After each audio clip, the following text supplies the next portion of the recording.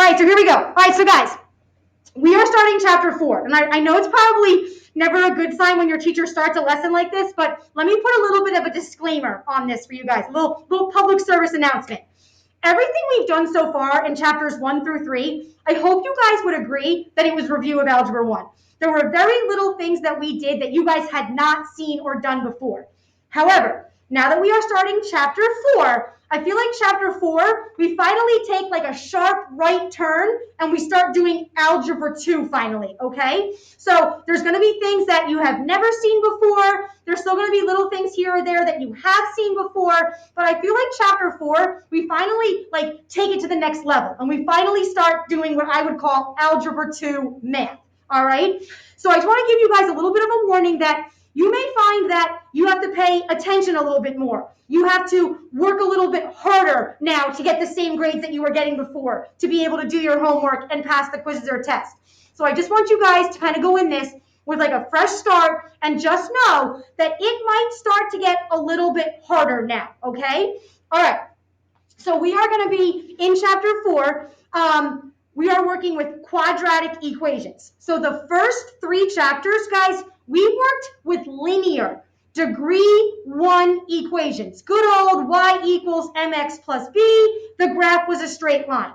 Now we're going to take it up a notch and we're going to start working with quadratic equations, degree 2 x squared equations. These equations become harder to solve and they become harder to graph. So just take it for what it is. We're going to start taking it to the next level now. So today's notes. Guys, I never ever recommend this. I actually recommend today that you just watch. If you have the notes printed out in front of you, then fine. There's going to be little things that you're going to very easily be allowed to write down. But if you don't have the notes printed out, there is way too much writing. You will never keep up. So I just recommend that for those of you who don't have them printed out, just watch what I say and what I do. And then at the end of class, like I always do, I'll post that filled in notes for you with everything that I wrote down. And you guys can use that to refer back to and copy it down later if you want to. I just feel like it's going to be way too much if you try to do it now, okay? All right, let's do this. All right, so here we go. 4.1, quadratic functions. Well, what is a quadratic function or equation? Like I said, a quadratic equation is going to be a degree 2 equation or function. What does it mean to be degree 2? It means the highest exponent on any variable is 2. So that means the highest exponent on a variable is 2. That's our x squared equations. So before, we were working with linear, degree 1s. We just had x's, right? We only had x's and we only had y's. Now we're going to bring x squareds into the picture, okay? When you solve a degree 2 equation, it's harder than solving a degree 1. A degree 2 equation is an equation that has 2 answers, solutions, or roots. So guys, when we solved linear equations, you got one answer, like x equals 5. Degree 2 equations, quadratic equations, you get 2 answers. Maybe you'll get x equals 5 or x equals negative 2. There's more than one answer. They are more complicated equations, all right? The answers to a quadratic equation, get this. The answers can be real numbers, like we're used to, or they can be imaginary numbers. And I know you guys have not worked with imaginary numbers yet. That's something that's going to be new to you in chapter 4. So in the future, the very near future, we're going to learn about imaginary numbers, okay? Because you can get them as answers to a quadratic equation, but not yet. Because we're not solving yet, we're just going to start with the graphs, okay? All right, let me move it up.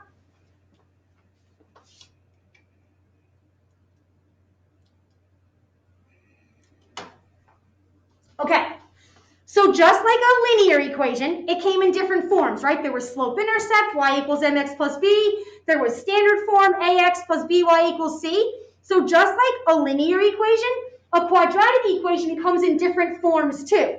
The form we're going to concentrate on today is standard form of a quadratic equation.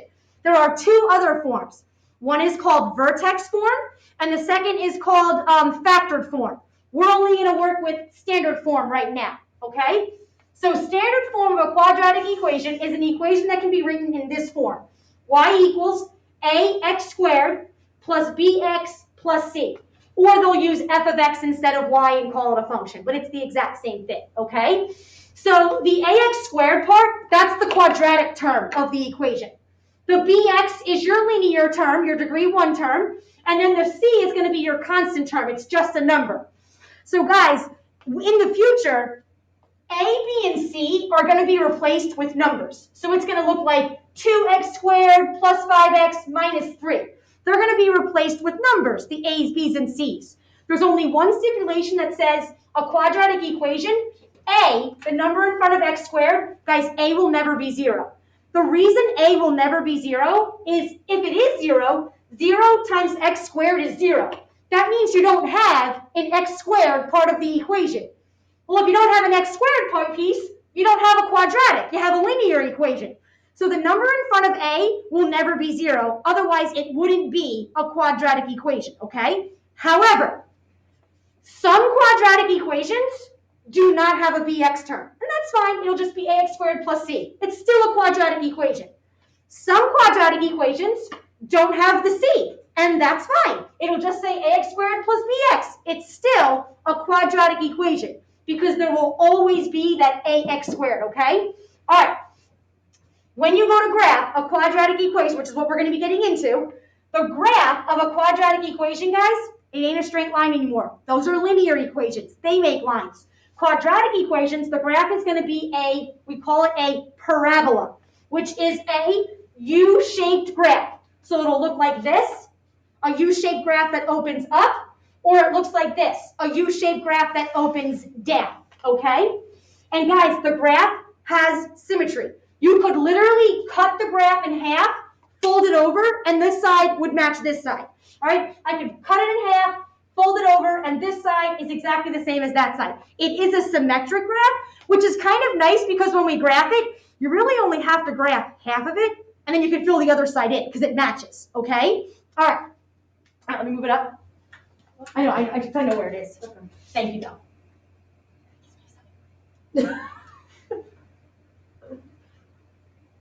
Okay. Take your time. Okay, guys, it's a lot. Are we okay? Kyle, you all right? Guys at home, I know I'm throwing a lot of stuff at you. Are you okay? Are we all good? Everybody's with me? All right, here we go. Hey, baby. Angel, I need to know her name so I can keep checking on her. What did he say his name? Abby, am I way off? What is it? Roxy. I was close. Roxy. It's okay, Roxy. Okay. All right, here we go. So, guys, when you were graphing a straight line, remember back to the good old days, right? Straight lines when it was a y-intercept and a slope, right? Woo! Nice and easy. Holy cow. Look at all of the components that make up the graph of a parabola. You're going to be wishing for those straight lines back, all right? So look, I have chosen, as an example, a parabola that opens up, just to kind of go over all of the pieces of his graph that you might be asked to find, okay? All right, so number one, the first thing they're going to ask you is they're going to want to know the direction it opens. Does your U go up or down? Does it look like this or does it look like that? There's going to be an easy way to predict this that I'll talk about on the next page, okay? Clearly, this one opens up. All right, number two. Might want to put a little star next to number two. The vertex is going to be the most important point on the graph of a parabola. And the vertex is either the highest point on the graph if it opened down, or it'll be the lowest point if the parabola opened up. But that's the vertex. It is the highest or lowest point on the graph. I kind of think of it as the starting point as well. When we go to graph tomorrow, the first thing we're going to find is the vertex. That's the first point we're going to plot, okay? All right. So it's also known as a maximum point if it's the highest point on the graph, and it's known as a minimum point if it's the lowest point on the graph. So when they start talking about maxes and mins, they're literally talking about that vertex. All right, and again, this one would be a low point, right? It's the lowest point on the graph, so it's a minimum, this vertex right here. Okay, then you have the axis of symmetry, or the AOS to the cool kids, okay? The AOS, it is an invisible vertical line that passes right through the vertex and cuts that parabola into two equal halves. It's just there to show the symmetry. It's saying that all of the y values on this side are exactly the same on this side, okay? Like I said, technically if I knew this half, I could graph this half just by matching it, okay? All right, the y-intercept, that's easy, right? We know the y-intercept. The y-intercept is the point where the graph crosses the y-axis. So here's my y-axis. This parabola crosses the y-axis right there. So that is this parabola's y-intercept, okay? Every parabola will have one and only one y-intercept, okay? All right, the x-intercepts. I just want to side note it, bring your attention over here real quick. The x-intercepts can also be called the roots of the equation. So your homework tonight on Delta Math is going to go back and forth. Sometimes it's going to ask you to find the x-intercepts, which are these right here, where it crosses the x-axis. And then sometimes it's going to ask you to find the roots. Guys, the roots are the x-intercepts. This is a root, and this is a root. So just get used to that. It means the exact same thing, okay? So the x-intercepts, they're going to be the point or points where the graph crosses the x-axis. So here's my x-axis. It has two. It crosses here, and it crosses there. Those are my x-intercepts. I just want to let you guys know, there could be two x-intercepts like this one. There could be one x-intercept only, or there could be no x-intercepts. So the x-intercepts can change between 2, 1, or 0. But the y-intercept is only and ever going to be 1, okay? All right, and then last, I already talked about the maximum or minimum value. It's the vertex. If the parabola opens up, it'll be a minimum. If the parabola opens down, it'll be a maximum point, okay? All right, bear with me, guys. You're doing great. Go hit me. What was the axis of symmetry again? It is the invisible vertical line that cuts the parabola in half, and it passes right through that vertex. This is filled in for you on the one I put on the Google Classroom, okay?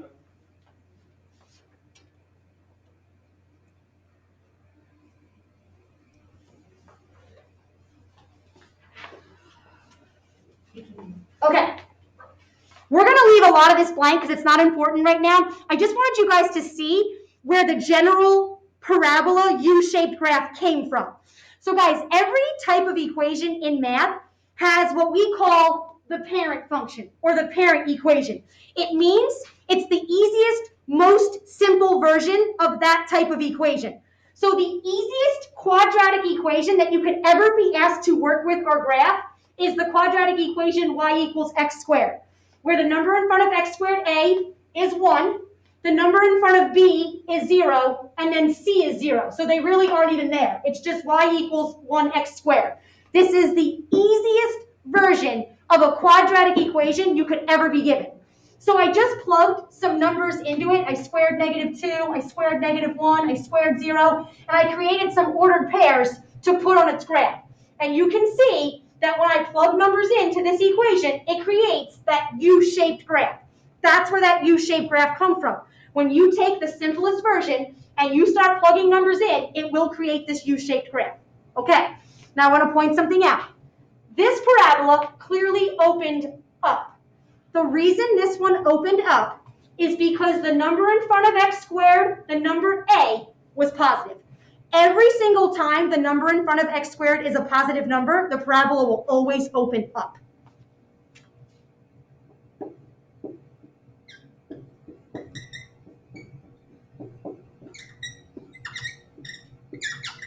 The parabola will always go up when the number in front of x squared is positive, okay? Don't forget about everything else, guys. Don't worry about filling anything else in.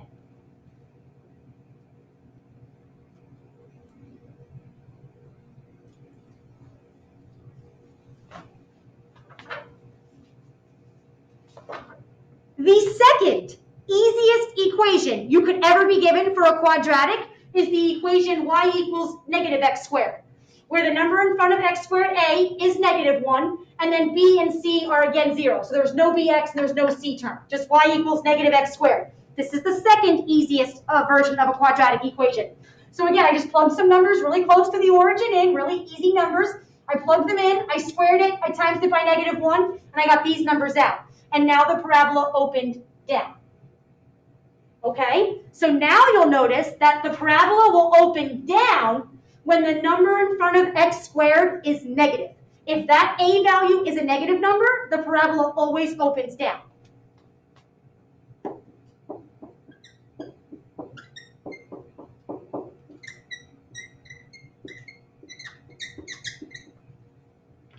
Okay, Thumbs up, everybody still with me? I'm okay? Okay. So what happens is, when you have these really simple, basic quadratic equations, their U-shaped graphs are fairly simple. They're very close to the origin. They're pretty small numbers to begin with. It's nice and easy. I just want you guys to realize, though, that as we start to make more changes to this equation, as A and B and C become bigger numbers, and the more changes we start to make, then the more complicated these graphs are going to get, okay?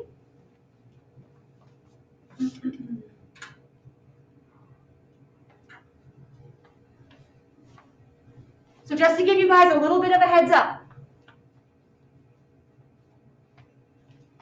parabolas can also be moved, shifted, transformed to other places on the coordinate plane. So they might not all have a vertex at 0, 0 and really close to the origin. They can be moved all over the coordinate plane, okay? The more changes you make to its equation, the more the graph will change. Some parabolas will open down when A is positive.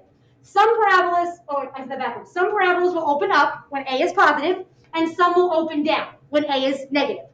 Some parabolas are going to be skinny, and some parabolas are going to be wide. It's just what changes they made to the equation, okay? Some will cross the x-axis 2 times. Some will cross or touch the x-axis just 1 time, and then some parabolas do not cross the x-axis at all. So let me just give you a couple visuals. So guys, here's an example of a parabola that opened up and crossed over the x-axis 2 times. And he's fairly normal as far as his skinny or wideness goes.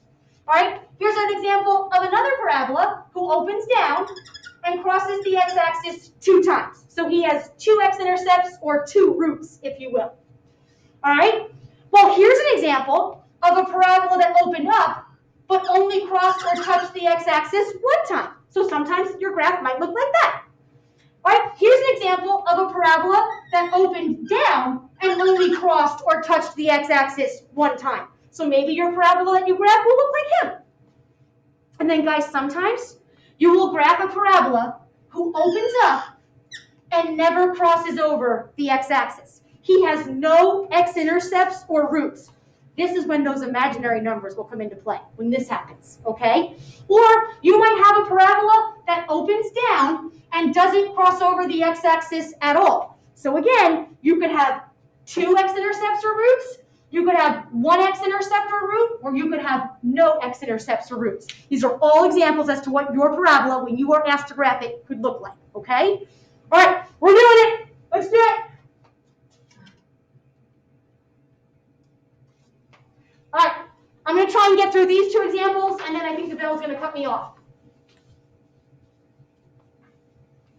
All right, so I'm not going to make you guys graph it yet. All you guys are going to do is look at one that is already graphed and pick the important information right off of it, okay? I just want you guys knowing who is who and what is what. All right, here we go. Look at this one. I want to know if this parabola opens up or down. Pretty sure it opens up. Pretty clear. All right, so this one goes up. All right, now, because it opens up, we can assume that the A value, the number in front of x squared, it must have been a positive number. I'm just going to make a note of that. Okay? Yes? All right. Does this parabola have a maximum or a minimum point? Well, guys, I want you guys to realize that these 2 arms, if you will, they're going to grow and grow and grow and grow forever and ever and ever, all the way up to infinity. They're never going to stop growing. But I can clearly see that right here, the graph stops. So I can definitely pinpoint a low point on the graph. That means it has to have a minimum value. All right, guys, who's the vertex? The vertex is always the highest or lowest point. So right here, right there, that's clearly the vertex. What ordered pair is that? This one looks like -1, -9. Right, we're just identifying it from an already graphed parabola. All right. Now they want to know who's the AOS, who's the axis of symmetry. So guys, that's that invisible line that cuts the parabola in half. And it always passes through the vertex. So go to your vertex right here and draw a vertical line straight through. That's your AOS. that chopped the parabola into 2 equal halves. So if I was to fold it over, each side would match. So guys, the AOS is the equation of this vertical line. So a vertical line always gets written as x equals some number. Well, what number did it pass through? What x value is on all of these points? -1, exactly. So guys, the x-coordinate of your vertex and the AOS should always match. They should always be the same number. Now, some students want to get lazy and they want to say, oh, the AOS, it's -1. No, the AOS is not a number. The AOS is the equation of a vertical line, and it has to be written as x equals a number, okay? All right, what about the y-intercept? Oh, that's easy. Here's my y-axis. It crosses it right there. This point right there is my y-intercept. So x is 0 and y is -8. I believe, yes. All right, what about your roots or your x-intercepts? Where does it cross the x-axis and how many times? Right, so here's my x-axis. It looks like it crosses it twice. So I have 2 x-intercepts or 2 roots. So one of them is when x is what, -1, 2, 3, -4, comma 0, right? The x is -4, the y coordinate is 0. And then the other one is 2, 0. Okay, everybody good so far? Nice and easy? All right, guys, now they brought it. They did it. They brought back domain and range. If you remember when we were working with functions and relations, the domain was always the x values that live on a graph. Guys, spoiler alert. The domain of a parabola, the x values that live on this graph, are always all real numbers. Eventually, every single x value can get plugged into his equation and create a y value coming out. So every single x value on the coordinate plane will eventually live on his graph. So it's always all real numbers. That's how we say all x's. And if you want to be cool, there's that double stem R that is the symbol for all real numbers. Okay, what about the range? The range are the y values that live on the graph. Well, like I said, the y values that live on the graph, these arms are going to grow and grow and grow and grow all the way till y goes to infinity. So I'll never know the biggest y value. But I definitely know the smallest y value on its graph was -9, right at the vertex. All of the other y values that live on this graph was a y value bigger than -9. So all of the y values have to be a y that is bigger than -9. So we say y is greater than or equal to -9. It's got to be some y value bigger than some number. So all of your ranges will be either y is bigger than a number or y is smaller than a number if it opened down. All right, how do you guys feel, okay? All right, I know the bell is kind of getting close. I'm going to try and do this one because I got through this one in all the other classes too, and then I'm going to stop there. And then the other 2 examples, they'll be on your filled in pictures that I send you. All right, here we go. Guys, does this parabola open up or down? Down, clearly down. Since it opens down, we know the a value, the number in front of x squared, must have been a negative number.